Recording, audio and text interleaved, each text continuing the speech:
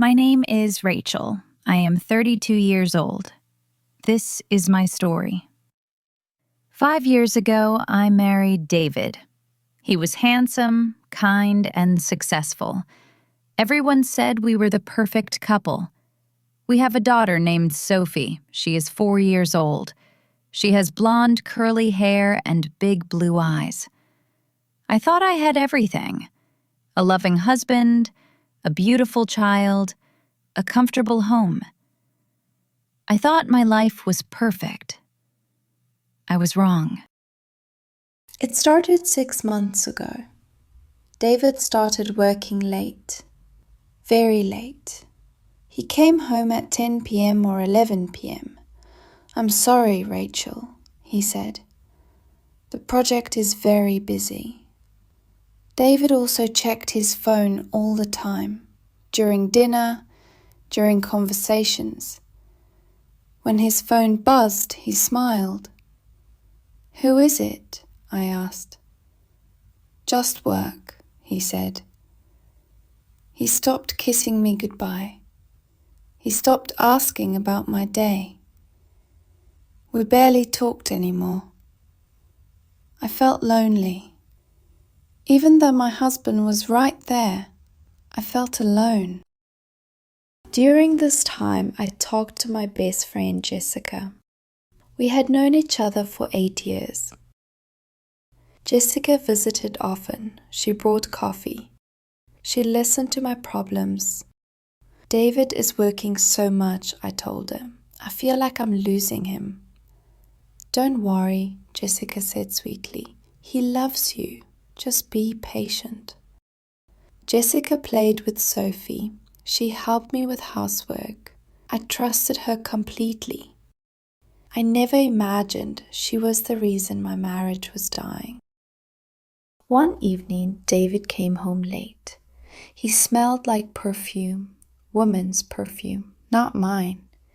"David, whose perfume is that?" I asked. "Oh, Sarah from work. She always wears too much perfume," he said quickly. But something felt wrong.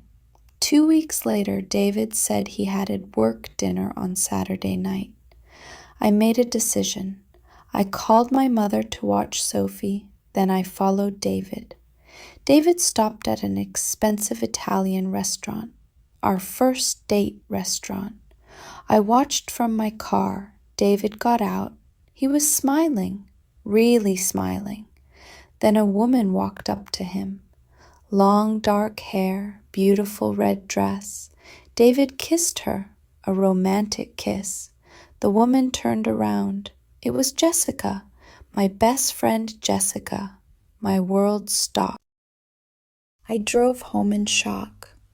I couldn't breathe. I couldn't think. My mother saw my face. "Rachel, what happened?" "He's cheating," I said. "David is cheating with Jessica." I waited for David to come home. It was 11:30 p.m. "How was your work dinner?" I asked coldly. "It was good. Boring," David said. "Which restaurant?" The steakhouse on Main Street." "You're lying," I said.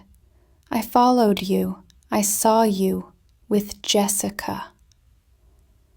David's face went white. "Rachel, I can explain." "How long?" I asked. "How long have you been with my best friend?" Silence. "How long?" I shouted. 4 months, he whispered.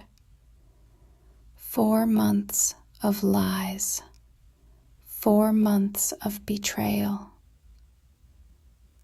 "I'm sorry," David said.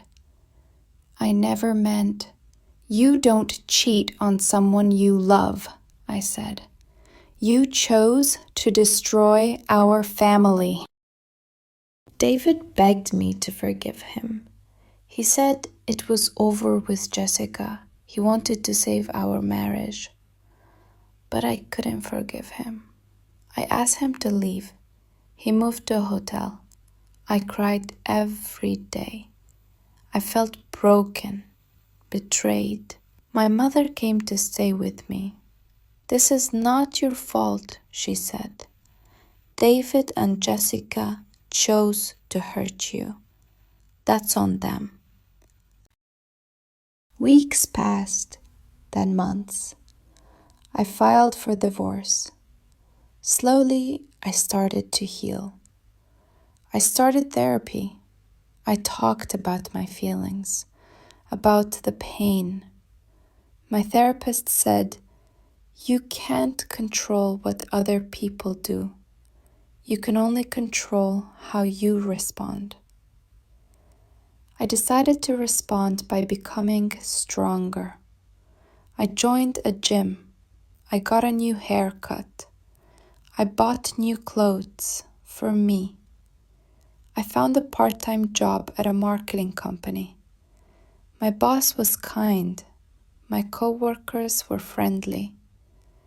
I started to feel like myself again. 1 year passed since I discovered the affair. I was different now, stronger, more independent. The divorce was finalized. David had custody of Sophie every other weekend. I heard that David and Jessica broke up after 6 months. She cheated on him with someone else. I felt nothing, just nothing. David called me. He wanted to try again. "Can we start over?" he asked. I thought about it. The old Rachel would have said yes, but I wasn't the old Rachel anymore. "No," I said. "You broke something that can't be fixed, but I forgive you, not for you, for me, so I can move on. I understand. I'm sorry, Rachel. Goodbye, David." 2 years after the divorce, my life is completely different. I got promoted at work. I'm now a senior marketing manager. Sophie is 6 years old now. She's happy and healthy. I moved to a new apartment. It's smaller, but it's mine. I made new friends, real friends, loyal friends. I learned so much from this experience. I learned that trust is precious. I learned to love myself first.